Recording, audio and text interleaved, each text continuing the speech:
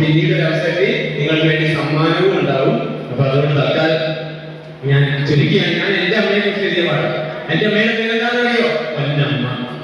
എന്റെ അമ്മയെ കുറിച്ച് ഞാൻ എഴുതിയതാ, കുട്ടികൾക്ക് വേണ്ടിയാണെങ്കിലും.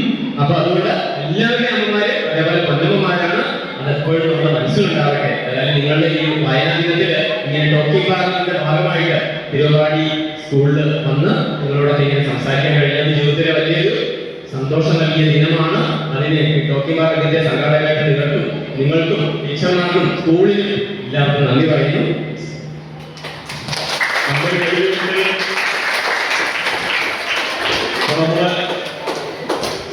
പറഞ്ഞല്ലോ, അമ്മയ്ക്ക് ഒരു ഉമ്മ എന്നും രാവിലെ അല്ലേ? അമ്മയ്ക്ക് ഒരു ഉമ്മ. നമ്മൾ മക്കൾ എന്നും അമ്മയ്ക്ക് മക്കൾ തന്നെയാണ്. ഏത് പ്രായത്തിലെത്തിയാലും അല്ലേ, നിങ്ങളുടെ ഏത് പ്രായത്തിലെത്തിയാലും അമ്മയെ കെട്ടിപ്പിടിച്ചൊരു ഉമ്മ കൊടുക്കുന്നത് ഏറ്റവും ഉത്തമമാണ്. കാര്യം ആ മാതാവിന്റെ അനുഗ്രഹം മാത്രമാണ് ഇന്നും നമ്മളോടൊപ്പം നിലനിൽക്കുന്നത്. എന്നാൽ മാതൃശാപം ഉണ്ടായാൽ നമ്മൾ ആർക്കും തന്നെ നല്ലത് വരികയുമില്ല. ഒരിക്കലും അമ്മയുടെ കണ്ണ് നനയിക്കാതെ എന്നും അമ്മയെ സ്നേഹത്തോടെ സന്തോഷത്തോടെ ചേർത്ത് പിടിച്ച് മുന്നോട്ട് പോകണം. രണ്ട് കൈകൾ ചേർത്ത് പിടിച്ച് എല്ലാവരും ഒന്ന് കൈകൊണ്ട് ചിരിച്ചേ.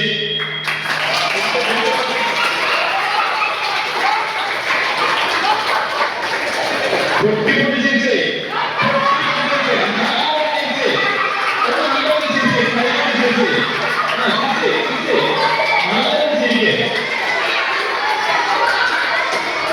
ഒരിക്കലും മായരുത്, നമ്മുടെ ചിരി ഒരിക്കലും മായരുത്. എന്നും ചിരിക്കാൻ കഴിയണം. കാരണം പക്ഷി മൃഗാദികളെ ഒക്കെ നോക്കുക, നമുക്ക് മാത്രമേ ഈ ഒരു സൗഭാഗ്യമുള്ളൂ. എന്ത്? ചിരിക്കാനുള്ള സൗഭാഗ്യം. അതുകൊണ്ട് ആ ചിരി നിങ്ങളുടെ മുഖത്ത് നിന്ന് ഒരിക്കലും മാഞ്ഞു പോകരുത്, നഷ്ടമാകരുത്. ഓക്കെ അല്ലേ? എന്നും ചിരിക്കണം, സംസാരിക്കണം. ആരോടൊക്കെ? നമ്മുടെ അച്ഛനോടും അമ്മയോടും മുത്തച്ഛനോടും മുത്തശ്ശിയോടും അയൽപക്കത്തെ മുത്തശ്ശന്മാരോടും മുത്തശ്ശിമാരോടും ഒക്കെ. കാര്യം അവരുടെയും മൊത്തം മക്കളാണ് നമ്മൾ. നാളെ അവർക്കും വേണ്ടി ആയിരിക്കണം നമ്മുടെ ജീവിതം അല്ലെ? അവർക്ക് കൂടി വേണ്ടിയായിരിക്കണം നമ്മുടെ ജീവിതം. ഒന്ന് രണ്ട് കുസൃതി ചോദ്യങ്ങൾ ചോദിച്ചുകൊണ്ട് നമുക്ക് ഈ പരിപാടി നിർത്താം. അതിനുവേണ്ടി നമ്മുടെ ആശയമൊന്ന് തയ്യാറായിട്ടുണ്ട്. എന്തെങ്കിലും ഒന്ന് രണ്ട് കുസൃതി ചോദ്യങ്ങൾ ഇപ്പൊ ചോദിക്കും, നമുക്ക് തരണം.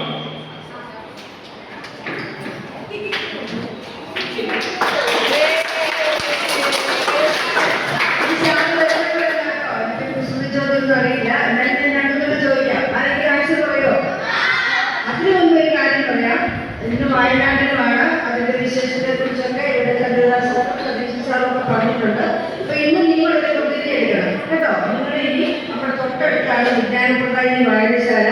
നിങ്ങൾ അവിടെ പോയി മെമ്പർഷിപ്പ് എടുക്കുക, അല്ലെങ്കിൽ വീട്ടിൽ കൊണ്ടുവന്ന് നമുക്ക് പുസ്തകം തരും. അവിടുത്തെ സ്റ്റാഫുണ്ട്. അപ്പോൾ നിങ്ങൾക്ക് ഒരുപാട് പഠിക്കാനുണ്ടെന്ന് അറിയാം. എന്നാലും ഒരു ദിവസം ഒരു പേജെങ്കിലും ഒരു പുസ്തകത്തിന്റെ വായിക്കാൻ ശ്രമിക്കുക. നമ്മുടെ ഈ സ്കൂളിൽ പഠിക്കുന്നത് നമുക്ക് A+ഉം 100 മാർക്കൊക്കെ കിട്ടാൻ വേണ്ടിയിട്ടാണ്. പക്ഷെ നമുക്ക് പൊതുവെ ഇങ്ങനെയുള്ള വായനയിൽ കൂടെ ഒക്കെയാണ് കൂടുതൽ കാര്യങ്ങൾ അറിയാൻ പറ്റുന്നത്. ഞങ്ങളുടെയൊക്കെ വായനകാലത്ത് ഇതുപോലെ യൂണിഫോമിട്ടല്ല ഞങ്ങളൊക്കെ സ്കൂളിൽ പോയി. കിട്ടുന്ന ഒരു ഉടുപ്പൊക്കെ ഇട്ട് പോകും. ഞങ്ങൾ കുടികളിൽ വാങ്ങാൻ നിന്നൊക്കെ ഞങ്ങളുടെ നല്ല സൗഹൃദമുള്ളൊരു കാലഘട്ടമായിരുന്നു. ഞങ്ങൾക്ക് മൊബൈലും കമ്പ്യൂട്ടറും ഒന്നും ഇല്ല. നിങ്ങളും അതുപോലെ നല്ല സൗഹൃദങ്ങൾ ഉണ്ടാക്കാനായിട്ട് ശ്രമിക്കണം കേട്ടോ. അതായത് നമ്മൾ A+ഉം 100 മാർക്ക് ഇത് മാത്രമായിരിക്കും നമ്മുടെ ലക്ഷ്യം. നമ്മളൊരു നല്ല മനുഷ്യരായിട്ട് ഈ സമൂഹത്തിനും നമ്മുടെ നാടിനും ഉപയോഗപ്രദമായിട്ട് ജീവിക്കാനായിട്ട് ശ്രമിക്കണം. മാർക്ക് മാത്രമായിരിക്കരുത് നമ്മുടെ കേട്ടോ. ഈ കുസൃതി ചോദ്യം. ദേവി മുഴുവനുമുള്ള തലയൊരു കിരീടം എന്തായിരിക്കും സാധനത്തിന് പേര്? കേട്ടില്ല? അല്ല, അതാണ് ഒരു സാധനം.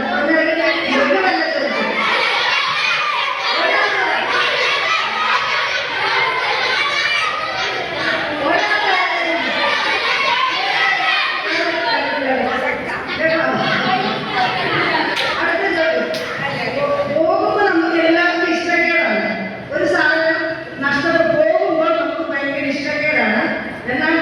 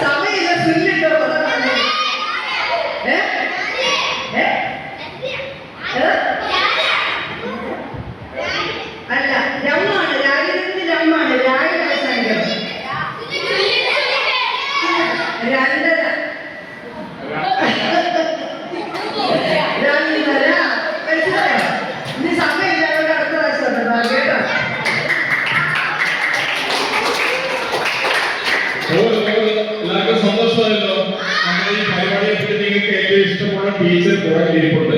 ആരാ അത്? ഒന്നുകൂടെ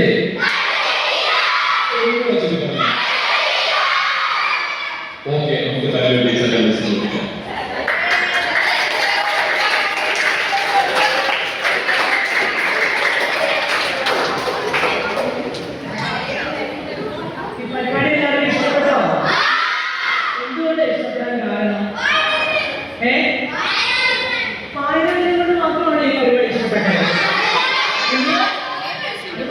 നിങ്ങളെ എല്ലാ ദിവസവും കണക്കും മലയാളവും ഇംഗ്ലീഷും എല്ലാം പഠിക്കുന്നുണ്ടല്ലേ?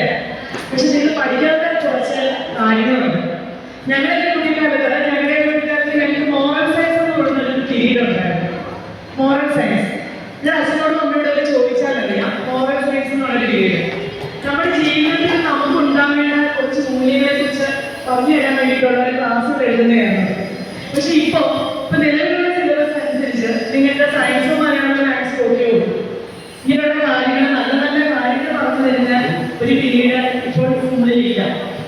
അത് ഞങ്ങൾ സജസ്റ്റ് ചെയ്യുന്നുണ്ട്, ഒന്നും കൂടെ വേണമെന്നുള്ള രീതിയിൽ പറയുന്നുണ്ട്. കാര്യം ഇപ്പോഴത്തെ കുട്ടികൾക്ക് അറിവ് കൂടുതലാണ്, പക്ഷെ അവർക്ക് അച്ഛനോടെങ്ങനെ പെരുമാറണമെന്നോ അമ്മയോടെങ്ങനെ പെരുമാറണമെന്നോ ആർക്കും അറിയത്തില്ല.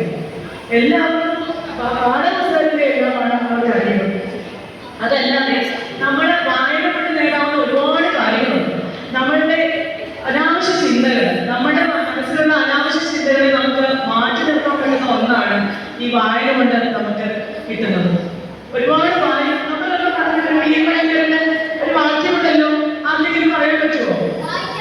പറഞ്ഞോ. അല്ലേ? ഇപ്പൊ എല്ലാവർക്കും അതറിയാം. അതെന്തോ ഉദ്ദേശിക്കുന്നത്? എന്തോ ഉദ്ദേശിക്കുന്നത്? എന്ത് വായിക്കാനാണ് പറയുന്നത്? മാനവികം വായിക്കാനാണോ? നല്ല നല്ല നല്ല നല്ല നന്മയുള്ള കഥകളും കാര്യങ്ങളും എല്ലാം നമ്മൾ വായിച്ച് മനസ്സിലാക്കുക അല്ലേ? ഇപ്പൊ അതിനായിട്ട് നമുക്ക് നമ്മുടെ സ്കൂളിൽ ഇരിക്കുന്ന ഒരു അവസരം തന്ന നമ്മുടെ ട്രോഫി പങ്കുള്ള സംഘാടകരും അതുപോലെ നാട്ടിലെ പേര് സതീഷ് സാറിനും വളരെയധികം നന്ദിയുണ്ട്. കാര്യം നമ്മുടെ കുട്ടികൾക്ക് ഇങ്ങനൊരു ആവശ്യം ഉണ്ടായിരുന്നു. സത്യത്തിൽ നമ്മുടെ ഒരു പീരീഡ് ഇങ്ങനെ പോകുന്നതിനാണ് ഞങ്ങൾക്ക് സമയം കിട്ടിയിരുന്നില്ല. ഇങ്ങനെ ഒരു നല്ല നല്ല കാര്യങ്ങൾ അമ്മയുടെ പ്രാധാന്യം എത്രത്തോളം ഉണ്ടെന്നുള്ളത് ഏറ്റവും കൂടുതൽ നിങ്ങൾ മനസ്സിലാക്കുന്നവർ ആരെന്നറിയാമോ? അമ്മയുടെ പ്രാധാന്യത്തെ കുറിച്ച് കൂടുതൽ മനസ്സിലാക്കുന്നവരാണെന്ന് നിങ്ങൾക്ക് ആർക്കെങ്കിലും അറിയാമോ? അല്ല, അമ്മയില്ലാത്തവരാണ്